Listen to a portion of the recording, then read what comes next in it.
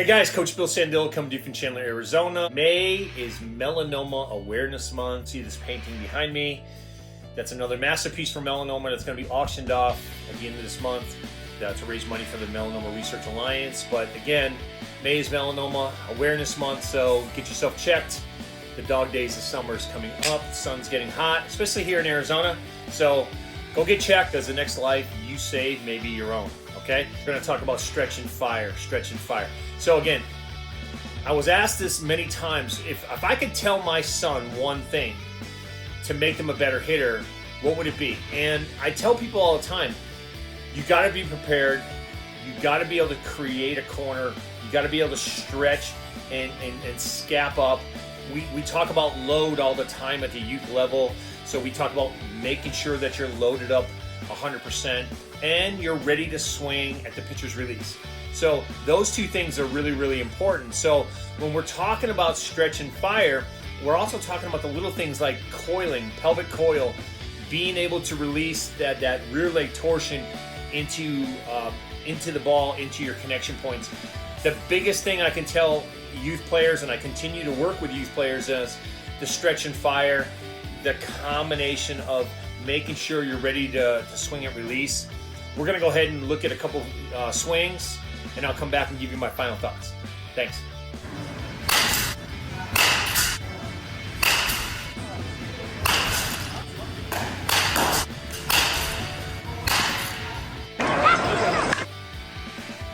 His weight's back, his toes down, he's coiling as he goes forward, right here, right there, still on the toe, and then he snaps. And that's when he starts, as he creates his corner and pulls his hands in, and then you can see that pelvic coil working as well.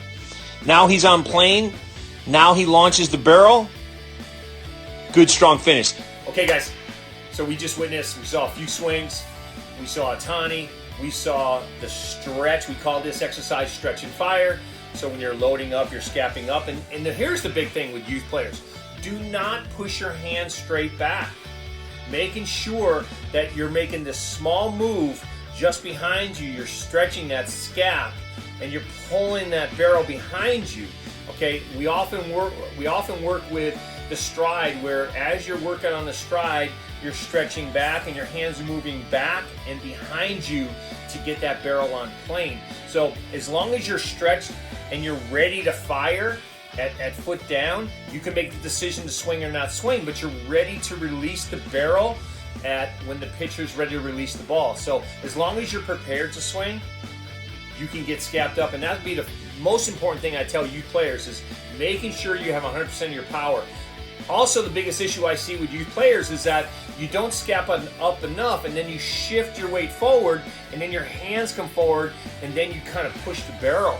Listen, at the end of the day, guys, we want to be able to have a deep barrel turn to get on plane early, to get to your connection point where we're receiving the ball, we're not going to get the ball. All the great players, all the great pros do this. They don't go knob to the ball. They don't push their hands to connection. That's just not the way it's done. And the reason why I'd say that is because of how video analysis has gotten a ton better. We've really, really made some strides just in the last 5 years. But over the last 20 years, we couldn't see what was going on every frame per second. We couldn't see that because video analysis wasn't really good back then. So now that it's good, we're able to identify the movements in the swing, and now we really see the swing for what it is. So again, deep barrel turn, making sure you're scapped up 100%, being ready to swing at the pitcher's release. You'll have more contact, more great contact. You'll strike out less. As long as you have good pitch selection, that's all you need. Okay, guys? Hope this helps. Have a great week. I'll talk to you soon.